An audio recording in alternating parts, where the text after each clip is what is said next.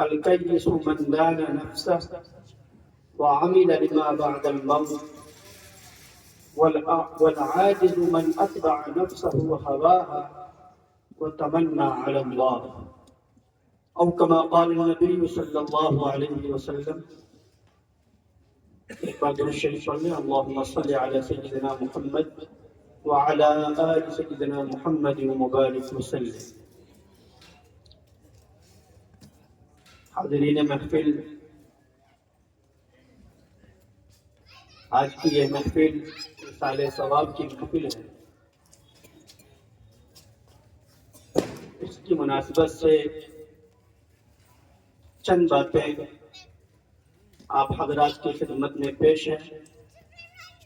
دعا فرمائیں کہ اللہ تبارک و تعالیٰ صحیح بات صحیح جذبے سے کہنے کی توفیق عطا فرمائیں اور ہم تمام لوگوں کو اس پر عمل کرنے کی بھی توفیق عطا فرمائیں.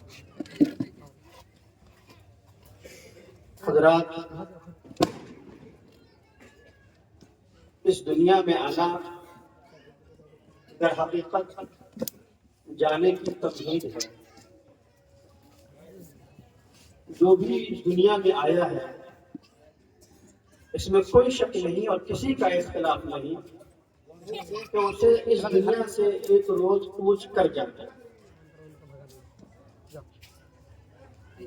دنیا کی ہر چیز میں اختلاف ہو سکتا ہے، لیکن موت ایک ایسی چیز ہے جس میں اختلاف ممکن ہی نہیں.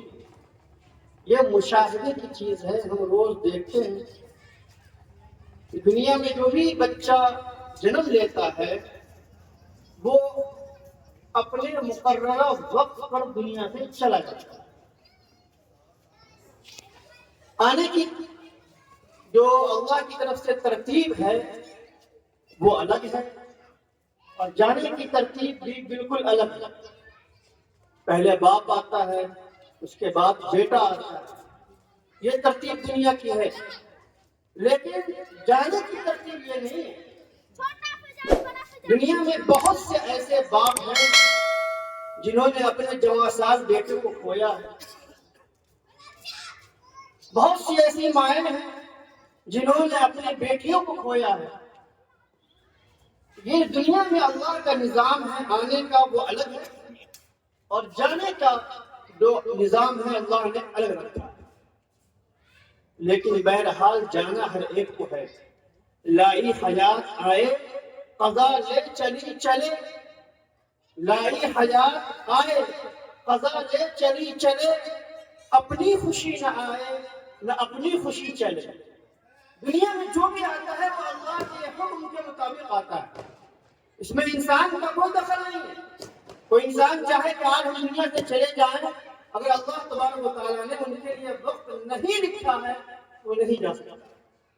اور اگر آپ لاکھ تمنا کریں کہ ہم 2 سال اور جی لیں، 2 گھنٹے اور جی لیں، چند برس اور گزار لیں، ہم فلاں محفل میں شریک ہو جائیں، لیکن اگر اللہ نے ہمارے لیے وقت لکھ دیا ہے تو پھر ہم 2 گھنٹے کیا 1 پل بھی نہیں رہ سکتے. یہ اللہ کا نظام ہے. اذا جاء اجلها لا يستأخرون ساعة ولا يستقدمون. جب انسان کا وقت مقرر آ جاتا ہے تو پھر وہ پل بھر کے لیے نہ آگے ہو سکتا ہے نہ پیچھے ہو سکتا ہے. اس پر ہمیں مضبوط یقین اور ایمان رکھنے کی ضرورت ہے. اللہ تبارک و تعالیٰ نے قرآن مجید کے اندر مختلف جگہوں پر موت کی حقیقت کو بیان فرمایا. اور موت کی حقیقت کو اس لیے بیان فرمایا تاکہ اس دنیا کی ناپائیداری، اس دنیا کی بے حیثیتی انسان کی نگاہوں کے سامنے ہر وقت رہے. جس دنیا کے پیچھے ہم بھاگتے ہیں، جس دنیا کمانے کے لیے ہم حلال و حرام کی تمیز نہیں کرتے، جس دنیا میں رہ کر ہم کبھی بھائی سے لڑتے ہیں، کبھی باپ سے لڑتے ہیں، کبھی رشتہ داروں سے لڑتے ہیں، کبھی پڑوسیوں کو تکلیف پہنچاتے ہیں، کبھی عام انسانوں کو تکلیف پہنچاتے ہیں، لیکن یہ ساری چیزیں ایک نہ ایک دن ہمیں چھوڑ کر جانی ہیں. جس کو ہم نے تکلیف پہنچائی ان سے بھی ہمیں چلے جانا ہے، ان کو چھوڑ کر، اور ہم کو بھی چھوڑ کر چلے جانا ہے. تو یہ جو دنیا کا نظام اللہ نے بنایا وہ اسی لیے بنایا ہے تاکہ انسان اصل میں آخرت کی تیاری کرے. اللہ کے پیارے نبی صلی اللہ علیہ وسلم کی خدمت میں ایک انصاری صحابی تشریف لائے. انہوں نے سوال عرض کیا من هم الاقیاس یا رسول اللہ، اے اللہ کے رسول صلی اللہ علیہ وسلم ذرا ہمیں یہ بتلا دیجیے کہ عقل مند لوگ کون ہیں. ابن ماجہ کی حدیث ہے. اللہ کے نبی صلی اللہ علیہ وسلم نے اس صحابی کے سوال کے جواب میں فرمایا اکثرهم ذکرا للموت، سب سے عقل مند انسان وہ ہے جو دنیا میں رہ کر موت کو یاد کرتا ہے. وَأَحْسَنُهُمْ لِمَا بَعْدَهُ اسْتِعْدَادًا، اور اس دنیا کے بعد والی زندگی کے لیے اچھی تیاری کرے. فرمایا ہم الاقیاس، یہ لوگ عقل مند ہیں. اللہ کے نبی صلی اللہ علیہ وسلم نے جو عقل مند انسان کی پہچان بتلائی اس حدیث پاک کے اندر وہ دو. نمبر ایک، موت کو یاد کرتا رہے، ہر وقت اس کے نگاہوں کے سامنے اس کا استحضار رہے کہ ایک دن ہمیں دنیا کو چھوڑ کر چلے جانا ہے. ایک دن ہم جائیں گے، آنکھ بند ہوگی، ہمارے رشتے دار ہم سے بچھڑ جائیں گے اور دنیا کی ساری پراپرٹی دھری کی دھری رہ جائے گی. ہمیں جو کام آئے گی وہاں جو چیزیں وہ ہے عمل صالح، نیک عمل، ایمان، عقیدہ، یہ ہمیں وہاں بچاؤ. اللہ تبارک و تعالیٰ نے قرآن مجید کے اندر دو اصطلاح عام طور پر استعمال فرمائی. اکثر جگہوں پر آپ کو ملے گا ان الذین آمنوا وعملوا الصالحات، ان الذین آمنوا وعملوا الصالحات. ایمان اور عمل صالح، ایمان اور عمل صالح. مفسرین نے لکھا ہے کہ یہ انسان کی زندگی کے لیے اور آخرت میں کامیابی کے لیے دو بنیادی چیزیں. اللہ تبارک و تعالیٰ نے جو دنیا بنائی ہے وہ تین دنیا بنائی ہے. ایک دنیا وہ ہے جس میں ہم اور آپ ابھی زندہ ہیں، جو انسان کی پیدائش سے لے کر اس کی آنکھ بند ہونے تک رہتی ہے، جسے ہم دنیا کہتے ہیں. کوئی 60 سال کی زندگی پا رہا ہے، کوئی 70 سال کی پا رہا ہے، کوئی 20 سال کی پا رہا ہے، یہ اس کی دنیا. اور ایک زندگی جو ہے اللہ تبارک و تعالیٰ نے دی ہے وہ برزخ کی زندگی ہے، عالم برزخ. آنکھ بند ہونے کے بعد سے لے کر سور پھونکے جانے تک. وَمِن وَرَائِهِمْ بَرْزَخٌ إِلَىٰ يَوْمِ يُبْعَثُونَ. قرآن مجید نے کہا کہ اس دنیا کے بعد ایک زندگی آئے گی جسے برزخ کی زندگی کہتے ہیں، جسے ہم قبر کی زندگی کہہ لیں. اور یہ زندگی کب تک رہے گی؟ اللہ نے اس کو متعین کر دیا. یہ بعث تک رہے گی، جس دن انسان کو دوبارہ قبروں سے اٹھایا جائے گا. یہ دوسری دنیا ہے. اور تیسری دنیا ہے عالم آخرت. اس کے بعد جو دنیا شروع ہوگی، پھر جب سب لوگ اللہ کے سامنے حاضر ہوں گے حساب و کتاب کے لیے، اور اس کے بعد جنت اور جہنم کا فیصلہ ہوگا، وہ دنیا اور وہ زندگی کبھی ختم نہیں ہوگی. اس کی کوئی اینڈ نہیں، کوئی انتہا نہیں. یہ دنیا اللہ نے ہمیں کیوں دی ہے؟ عمل کے لیے. اگر ہماری آنکھ بند ہو گئی تو اگر ہم اللہ سے فریاد کریں، درخواست کریں کہ اے اللہ ہمیں ایک بار اور زندگی دے دیجیے تاکہ میں دنیا میں جاؤں اور نیک عمل کروں، اللہ فرمائے گا نہیں. یہ قرآن مجید کے اندر حتی اذا جاء احدهم الموت قال رب ارجعون لعلی اعمل صالحا فيما تركت كلا انها كلمة هو قائلها ومن ورائهم برزخ الى يوم يبعثون. جب انسانوں کے پاس موت آ کھڑی ہوتی ہے تو کہتا ہے اے میرے رب مجھے دنیا میں واپس بھیج دیجیے، مجھے دوبارہ بھیج دیجیے. کیوں؟ لعلی اعمل صالحا فيما تركت، جس دنیا کو میں چھوڑ کر آیا ہوں وہاں جا کر میں نیک عمل کروں. قرآن مجید کے اندر اللہ تبارک و تعالیٰ نے دوسری جگہ فرمایا کیا تم کو ہم نے اتنی لمبی زندگی نہیں دی تھی جس میں تم سدھرنا چاہتے تو سدھر سکتے تھے، نیک عمل کرنا چاہتے تو کر سکتے تھے. اب نہیں، اب میرا یہ نظام نہیں ہے. اگر تم لا الہ الا اللہ کہنا چاہو، سبحان اللہ کہنا چاہو، ایک نیکی بھی کرنا چاہو تو اب موقع نہیں۔ یہ تمہارا بول ہے جو صرف تم بول رہے ہو۔ اب تمہیں جانا ہے قبر اور اسی میں پڑے رہنا ہے تمہیں قیامت۔ اس کے بعد اللہ تبارک و تعالیٰ نے دوسری زندگی دی ہے ہمیں برزخ والی، اس زندگی کے اندر اللہ کی طرف اللہ تبارک و تعالیٰ ہمارا جو امتحان لگا اس زندگی میں، اس میں اعمال کے بارے میں امتحان، اس میں ایمانیات کے بارے میں امتحان، عقائد کے بارے میں پوچھا جائے گا۔ ان الذین آمنوا، ایمان شرط ہے۔ اگر ہمارے اندر ایمان نہیں ہے، ہم مومن نہیں ہیں، اور دنیا کے چاہے جتنے بھی چیریٹی کا کام کریں، رفاہی کام کریں، سوشل ورک کریں، اس کا صلہ اللہ دنیا ہی میں دے دے گا۔ جو اہل ایمان نہیں ہے ان کو ایک کام کرتے ہیں، اللہ کے یہاں کسی کو بھی ظلم نہیں ہوتا۔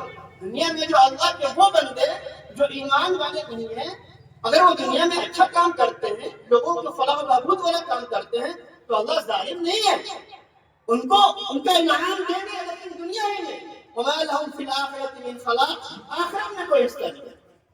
دنیا میں ملے گا ان کو، لیکن آخرت میں نہیں ملے گا۔ آخرت میں ملنے کے لیے ایمان لانا چاہیے، عقیدے کا مضبوط ہونا ضروری ہے۔ جب انسان قبر میں لٹایا جاتا ہے تو حدیث شریف کے مطابق دو فرشتے آتے ہیں جس کو منکر نکیر کہا جاتا ہے، اور اس کو اٹھاتے ہیں اور ان سے 3 سوال کرتے ہیں۔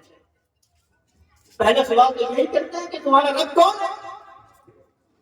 تو مومن بندہ فوراً جواب دیتا ہے ربی اللہ، میرا رب اللہ۔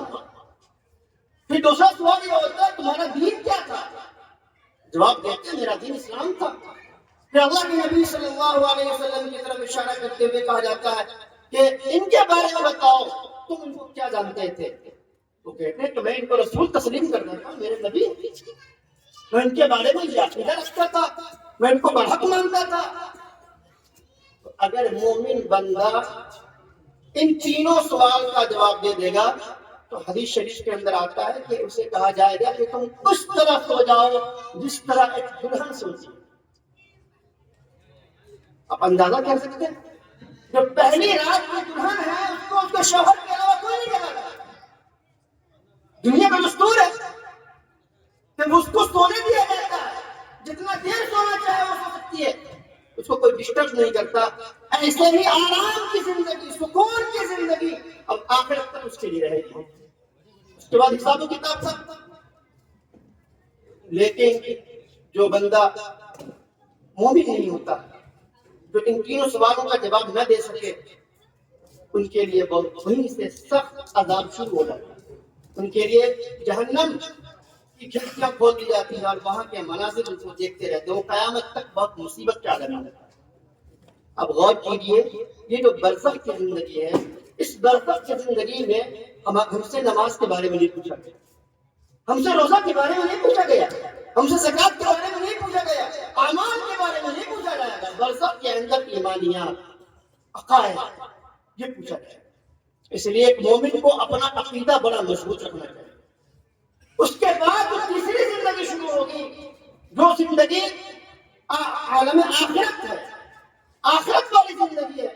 وہاں اللہ تبارک و تعالیٰ کے یہاں جب سب لوگ حشر کا میدان ہوگا اور اپنے اپنے اعمال کا حساب دینے جائیں گے تو وہاں اعمال کے بارے میں پوچھا جائے گا۔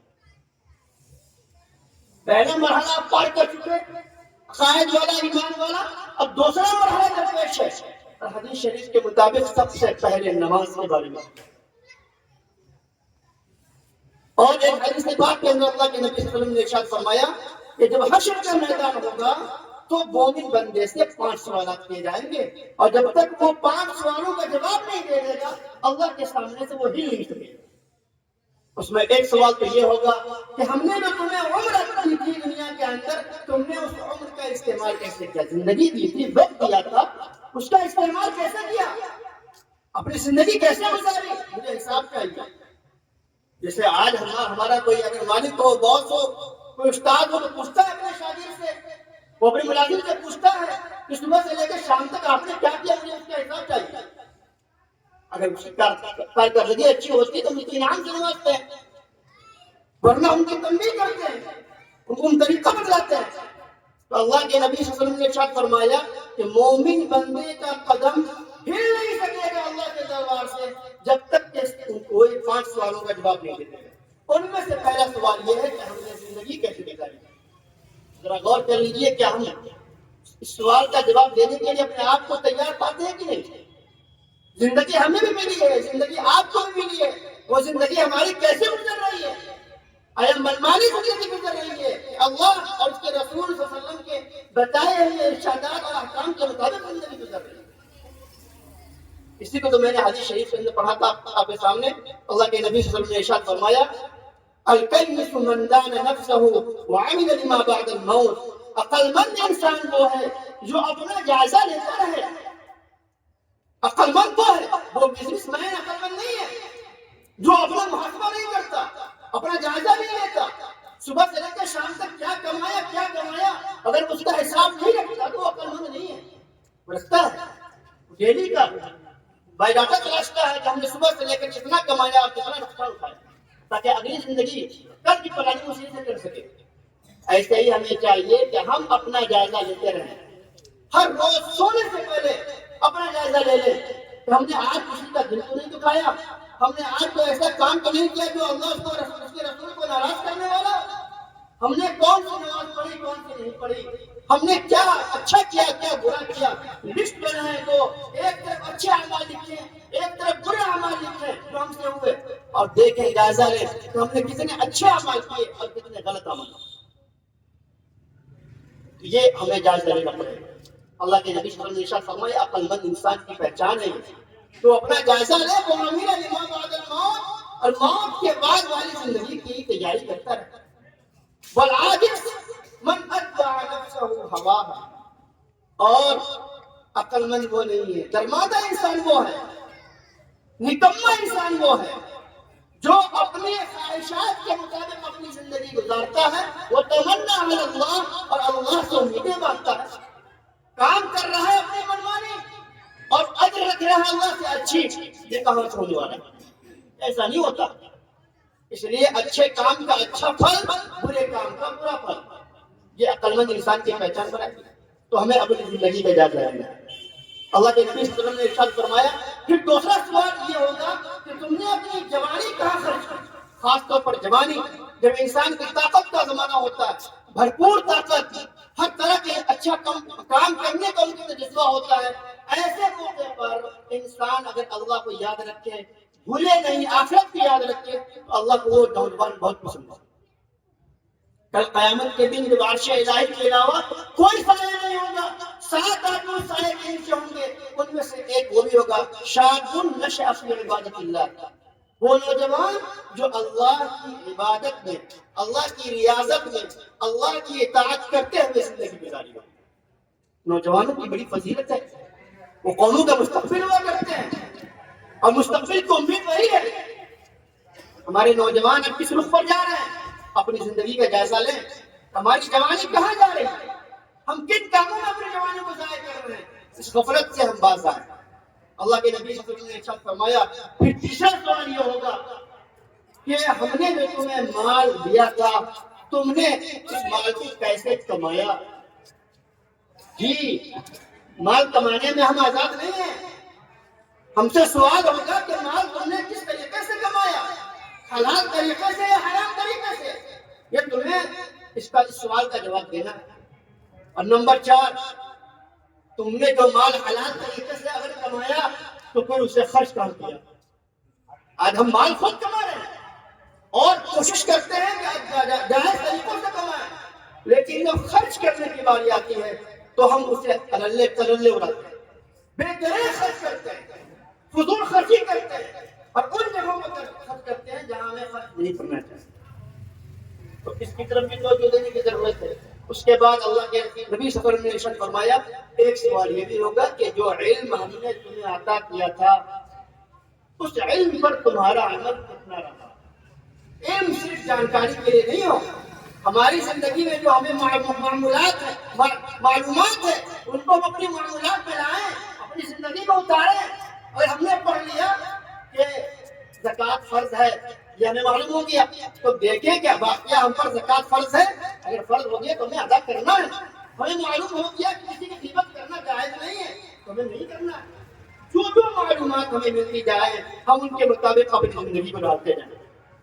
تو یہ جو زندگی ملی ہے ہمیں چاہیے کہ اس زندگی کو ہم اچھی طرح سوچ کر پھونک کر گزاریں، اور ہم اپنی طور پر کوشش اس بات کی کریں کہ کم از کم ہماری زندگی ایسی ہو جائے کہ ہم جنت کے مستحق بن جائیں اور جہنم سے بچ جائیں۔